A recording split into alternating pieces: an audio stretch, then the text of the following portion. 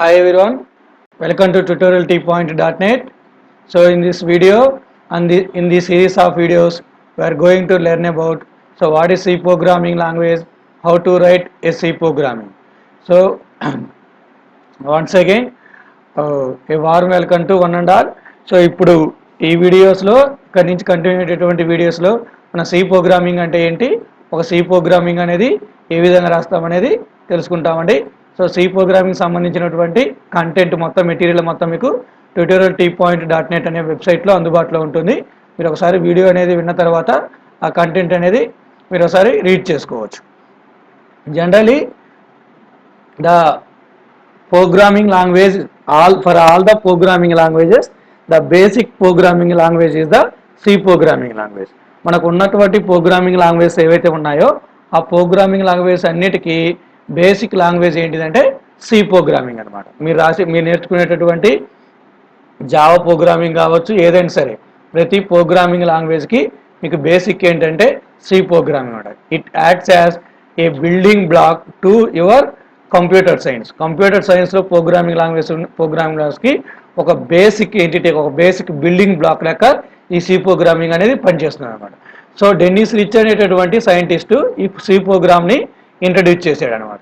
Dennis Ritchie అనే scientist ఈ C ప్రోగ్రామింగ్ని ఇంట్రడ్యూస్ చేశాడు. ఎందుకు సి ప్రోగ్రామ్ని డెన్నిస్ రిచ్ అనే అతను కనుక్కుంటానంటే, so to implement the operating system of Unix operating సిస్టమ్ని డెవలప్ చేయడానికి లేదా యునిక్స్ ఆపరేటింగ్ సిస్టమ్ని ఇంప్లిమెంట్ చేయడానికి డెన్నిస్ రిచ్ అనేటటువంటి సైంటిస్టు సి ప్రోగ్రామ్ని కనుక్కున్నాడు.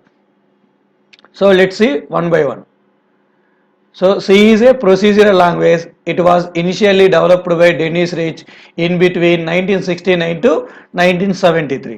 It was mainly developed as a system programming language to write the operating systems. So operating systems Windows, Unix, Linux, ఇప్పుడు మనం మొబైల్స్లో ఉపయోగించేటటువంటి Android operating systems కావచ్చు, ఇలాంటి ఆపరేటింగ్ సిస్టమ్స్ని రాయటానికి మొట్టమొదటిసారిగా డెన్నిస్ రిచ్ అనేటటువంటి సైంటిస్టు 1969, 1917 మధ్యకాలంలో ఈ ప్రోగ్రామింగ్ లాంగ్వేజ్ని ఇంట్రడ్యూస్ చేశాడు అనమాట. So C is a procedural programming language అన్న. ప్రొసీజరల్ ప్రోగ్రామింగ్ లాంగ్వేజ్ అంటే ఏంటంటే సి ప్రోగ్రామ్ అనేది రాసేటప్పుడు మనం ఫంక్షన్స్ను ఉపయోగిస్తాం. సి ప్రోగ్రామింగ్ లాంగ్వేజ్ అప్పుడు ఫంక్షన్స్ను ఉపయోగిస్తాం, అందుకని దీన్ని ప్రొసీజరల్ ప్రోగ్రామింగ్ లాంగ్వేజ్ అని పిలుస్తాం. So some facts about the C programming language. So in 1988, the ANSI has formalized the C language. So 1988లో ANSI గుర్తింపు అనేది సి లాంగ్వేజ్కి వచ్చింది. C was invented to write the Unix operating system. So first చెప్పిన మాదిరిగా C లాంగ్వేజ్ని అసలు first ఎందుకు develop చేశాడంటే డెన్నిస్ రిచ్ అనే అతను యునిక్స్ ఆపరేటింగ్ సిస్టమ్ని ఇంప్లిమెంట్ చేయడానికి, యునిక్స్ ఆపరేటింగ్ సిస్టమ్ ఏదైతే ఉందో ఆ యునిక్స్ ఆపరేటింగ్ సిస్టమ్ని ఇంప్లిమెంట్ చేయడానికి డెన్నిస్ రిచ్ అనేటటువంటి సైంటిస్టు సి లాంగ్వేజ్ని ఫస్ట్ డెవలప్ చేశాడనమాట. C is a successor of basic combined programming language called B language. సో బి లాంగ్వేజ్కి కొనసాగింపే మనకు సి లాంగ్వేజ్ అనమాట. Linux OS, PHP and MySQL are written in C language. So not only the operating సిస్టమ్సే కాకుండా PHP లాంటి programming language కానీ, MySQL లాంటి డేటాబేస్ లాంగ్వేజ్లు కానీ సి లాంగ్వేజ్ ఆధారంగానే డెవలప్ చేశారు. C has been written in assembly language. So C అనేది అసెంబ్లీ లాంగ్వేజ్ ప్రోగ్రామింగ్లో కూడా మనము రాయొచ్చు. So what is assembly language, what is basic language అనేది నేను తర్వాత వీడియోస్లో మీకు క్లియర్గా చదువుతాను. So these are some facts about the C programming. So where we are using the C programming. So ఇప్పుడు రియల్ టైంలో మనం ఎక్కడెక్కడ సి ప్రోగ్రామ్ని ఉపయోగిస్తాం.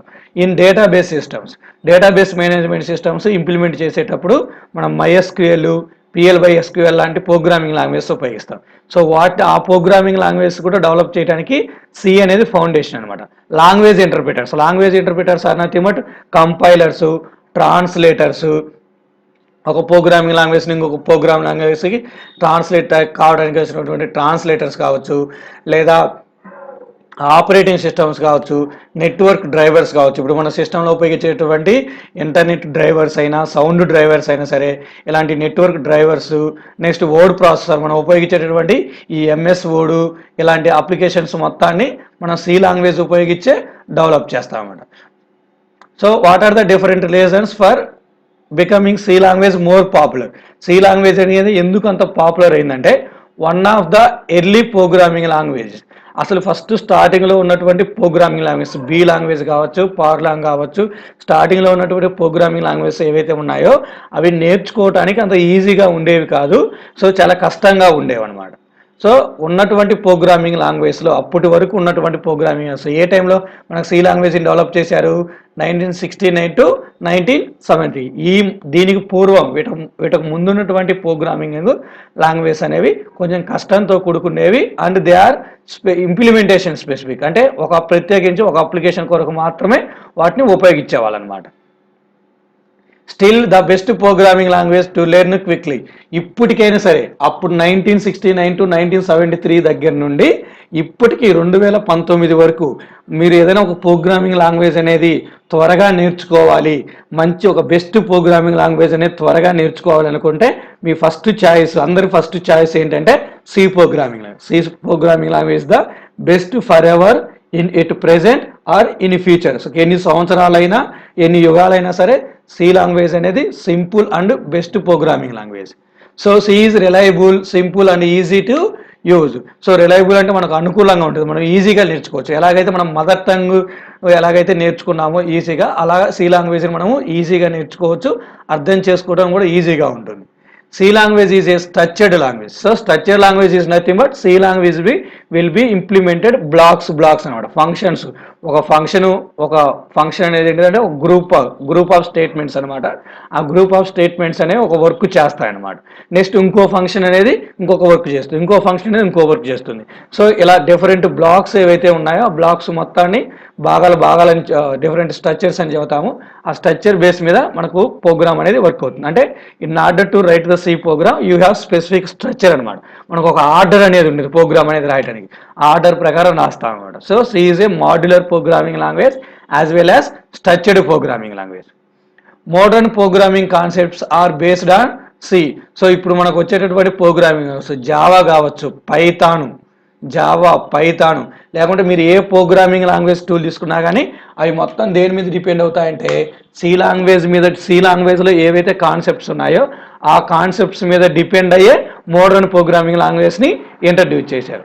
It can be compiled on variety of computer platforms. So కంప్యూటర్లో రాయబడినటువంటి ప్రోగ్రాము అదే కంప్యూటర్లో రన్ అవుతున్నానే కదా, సి లాంగ్వేజ్ ప్రోగ్రాము ఏ కంప్యూటర్లోనైనా రన్ చేసుకోవచ్చు అన్నమాట. Universities prefer to add C programming in their course way. So ఏ యూనివర్సిటీ తీసుకున్నా కానీ కంపల్సరీగా కంప్యూటర్ సైన్స్ చదువుతున్నారు మీరు, లేదా కంప్యూటర్ రిలేటెడ్గా మీకు ఏమైనా టాపిక్స్ వస్తున్నాయంటే ఫస్ట్ మాకు మీ యూనివర్సిటీ సిలబస్లో మీకు ఏముంటుందంటే సి లాంగ్వేజ్ అనేది ఉంటుంది అనమాట. కంపల్సరీగా ప్రతి ఒక్కళ్ళు సి లాంగ్వేజ్ అనేది నేర్చుకోవాలి. Because all the upcoming technology or all the present technology each and every programming syntax is coming from the C programming.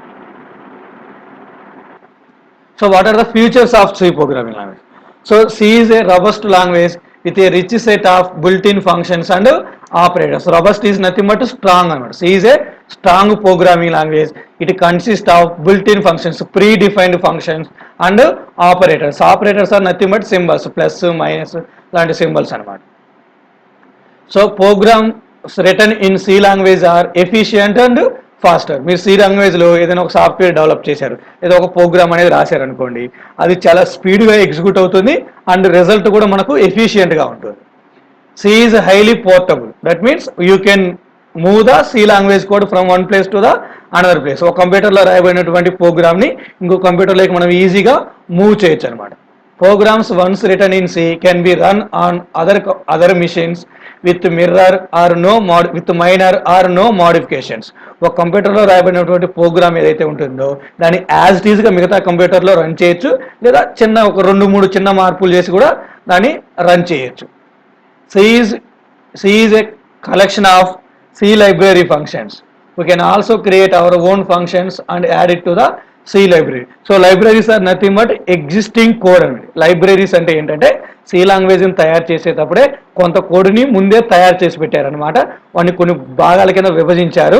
అవి ఏంటి సి లైబ్రరీస్ అంటే ఏంటంటే మనకు అప్కమింగ్లో వీడియోలో వస్తాయి. సి లైబ్రరీస్ అంటే ఆల్రెడీ ప్రీ డిఫైన్డ్గా రాయబడినటువంటి కోడ్ అనేది గుర్తుంచుకోండి. So C is a collection of library functions. అంటే మీరు ఒక ప్రోగ్రామ్ సి లాంగ్వేజ్ని ఉపయోగిస్తున్నారంటే ప్రతి కోడ్ని, ప్రతి లైన్ని, ప్రతి ఫంక్షనాలిటీస్ని మనం రాయాల్సిన అవసరం లేదు.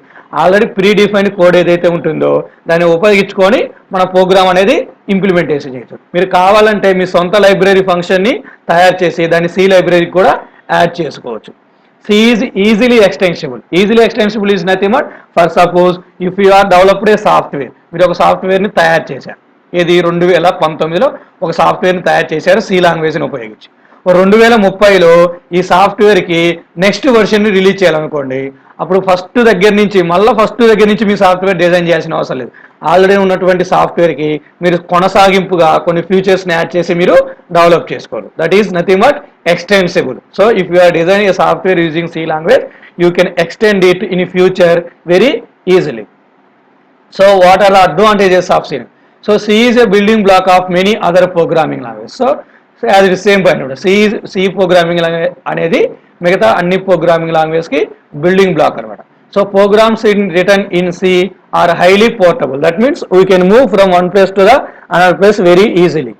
Several standard functions are there that can be used to develop the programs. మనం ప్రోగ్రామ్స్ అనేది రాయాలంటే ప్రతి కోడ్ అనేది మనం రాయాల్సిన అవసరం లేదు. ప్రీ డిఫైన్డ్ కోడ్ అనేది ఉంటుంది. దాన్ని ఉపయోగించి మనకు కావాల్సినటువంటి ప్రోగ్రామ్ మనం డెవలప్ చేసుకోవచ్చు. C programs are collection of C libraries and it is also easy to add our own functions to the C library. So మనకు కావాలనుకుంటే సి లాంగ్వేజ్లో ఉన్నటువంటి లైబ్రరీ ఫంక్షన్స్ ఉపయోగించుకోవచ్చు, లేదా మన సొంత ఫంక్షన్ కూడా మనం యాడ్ చేసుకోవచ్చు. The modular structure makes the code debugging, maintenance and testing easier. So modular structure అంటే చెప్పాం కదండి. సో ప్రోగ్రామ్స్ అనేవి భాగాల కింద రాస్తాం, పార్ట్స్ కింద రాస్తాం. బట్ మనం చూసినప్పుడు మొత్తం ఒకే ప్రోగ్రామింగ్ లాగా కానొస్తుంది అనమాట. సో దానివల్ల ఏం జరుగుతుందంటే మనం డీబగ్గింగ్, ఎర్రర్స్ ఏమన్నా ఉంటే కోడ్ దాన్ని రెక్టిఫై చేయడం అనేది ఈజీగా ఉంటుంది.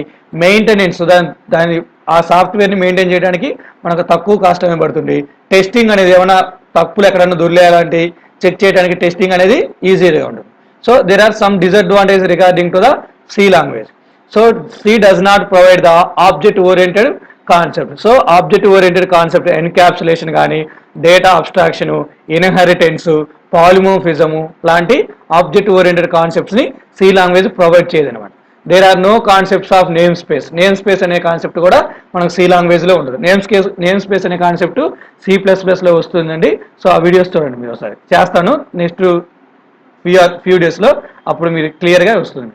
C does not provide binding or wrapping up of data into a single entity. C ప్రోగ్రామింగ్లో మెయిన్ డిసడ్వాంటేజ్ ఏంటంటే డేటా సెక్యూరిటీ అనేది తక్కువగా ఉంటుంది. డేటా అనేది హైడ్ కాదు మనకు.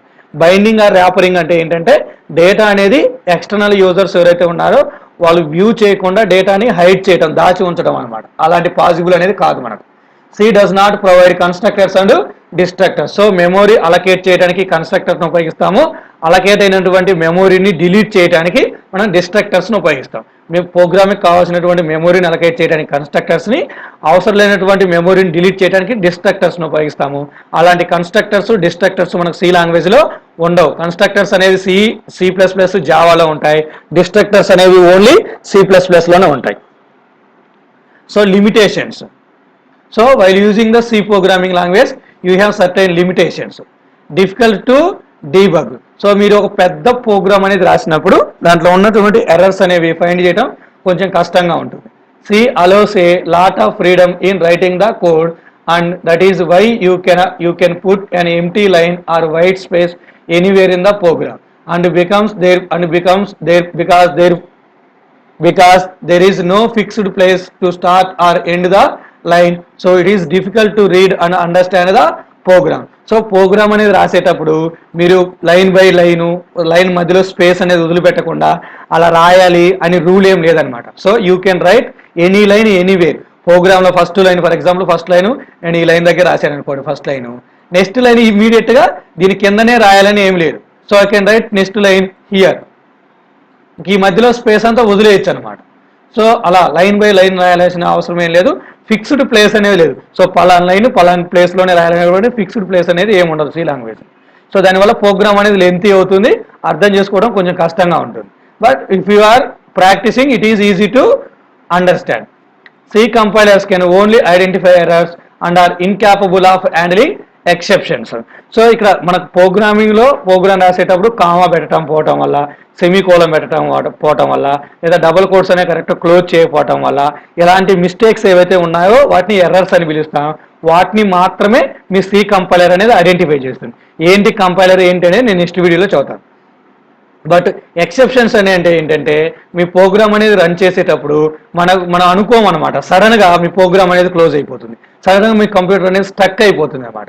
అంటే ఇన్సఫిషియంట్ మెమొరీ, మీ ప్రోగ్రామ్ రన్ చేయడానికి కావాల్సినటువంటి మెమొరీ అనేది సఫిషియెంట్గా లేకపోవటం వల్ల, లేదా మీ ఆపరేటింగ్ సిస్టమ్ అనేది కరెక్ట్ పని చేయకపోవటం వల్ల వచ్చేటటువంటి ఎర్రర్స్ని మనం ఎక్సెప్షన్స్ అని పిలుస్తాం. అలాంటి వాటిని మీ కంపైలర్ ఉపయోగించి ఐడెంటిఫై చేయడం కష్టంగా ఉంటుంది అన్నమాట. So C provides no data protection. So data protection అనేది ఏమి ఉండదు మనకు సి లాంగ్వేజ్లో. డేటా అనేది ఫ్రీగా ఫ్లో అవుతుంది. So it also does not future reusability of the source code extensively. Reusability it is nothing but, so ఒకసారి మనం ప్రోగ్రామ్ కోడ్ అనేది రాస్తే అది మళ్ళీ అవసరమైంది అనుకోండి. ఫర్ ఎగ్జాంపుల్ ప్రోగ్రామ్ స్టార్టింగ్లో నేను ఒక ఫంక్షన్ అనేది రాశాను, మళ్ళీ ఆ ఫంక్షన్ అనేది మనకు ప్రోగ్రామ్ అనేది ఒక 30 లైన్లు రాసిన తర్వాత మళ్ళీ అదే ఫంక్షన్ అనేది అవసరమైంది అనుకోండి. అక్కడ ఉన్నటువంటి ఆ ఫంక్షన్ని ఈ 30 లైన్ల తర్వాత మళ్ళీ దాన్ని రీయూజ్ చేసుకోవడానికి పాసిబుల్ అనేది కాదనమాట. మళ్ళీ ఆ ఫంక్షన్ని మళ్ళీ రాయాలి. దానివల్ల ఏం జరుగుతుందంటే డూప్లికేట్ కోడ్ అనేది పెరిగిపోతుంది అనమాట. It does not provide strict data type checking. Strict data type checking is multimer. Data అనేది ఒక వాల్యూ ఫంక్షన్స్కు పాస్ చేసేటప్పుడు మీరు కరెక్ట్ డేటా టైప్స్ అనేవి పాస్ చేస్తున్నారా లేదనేటటువంటి స్ట్రిక్ట్ టైప్ చెకింగ్ అనేది మనకు సి లాంగ్వేజ్లో ఉండదండి.